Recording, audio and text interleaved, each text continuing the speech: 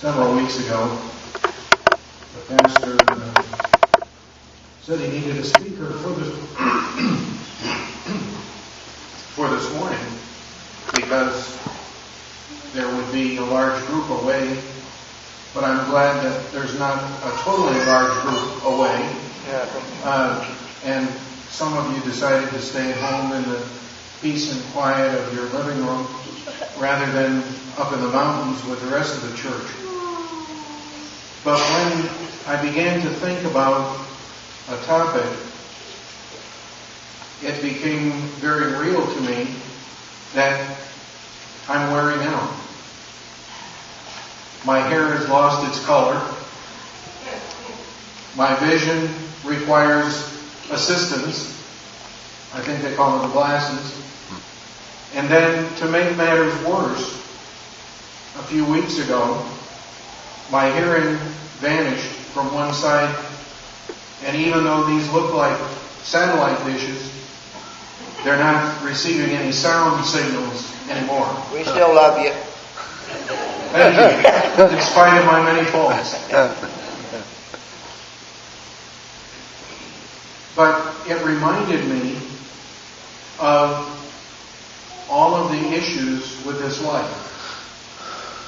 And I looked for some type of an illustration that could assist in that particular point. And this is one that I found. It happened several years ago in California. There was a little boy, only 3 years old. He was in the hospital. He had been there for literally weeks and months with no cure.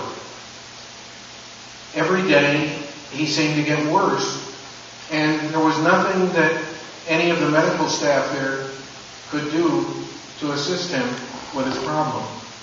What was his problem? Well, first of all, he couldn't stand.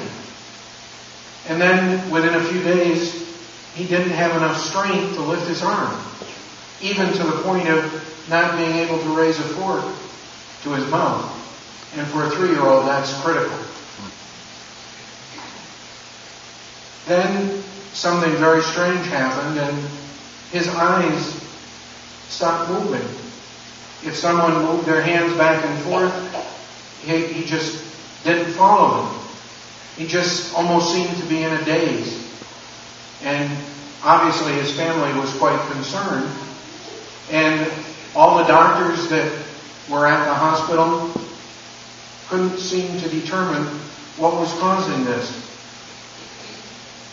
Everyone had just about given up hope when one day the family was gathered there with a little boy in his room, and the doctor was just sort of befuddled about what to tell the family, because they had literally thought they had tried everything, but nothing had worked. It so happened in that hospital that particular day, as all stories with a happy ending, a doctor from another country was visiting at that particular hospital. And as he passed by, he heard this sort of doom and gloom from one of the staff members of the hospital. And didn't he know of something that could be done? He began to think, and within a few moments, he had come to a conclusion that he knew what the problem was. So he asked the doctor that was waiting on this particular patient if he might speak with the family. The doctor agreed to allow him to consult, and after a few minutes of discussion with the mother and father, he said, "I'd like to try this particular medicine." Well, the family was very enthusiastic because they had had no hope just a few minutes before, and now suddenly they did. So they said, "Certainly, try it." And he said, "Well, now, I want you to be patient. This isn't something that's just going to bing happen and he's suddenly going to snap out of this.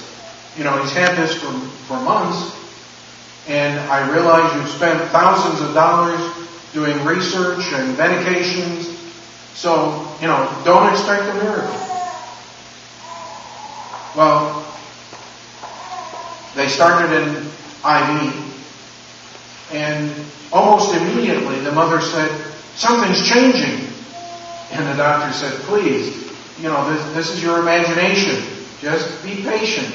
This could take several days, even weeks, before this medication will begin to work." She said, "No, I see a difference." And you know how perceptive mothers are. So they all began to watch. A few minutes went by, 10 minutes went by, 15 minutes went by,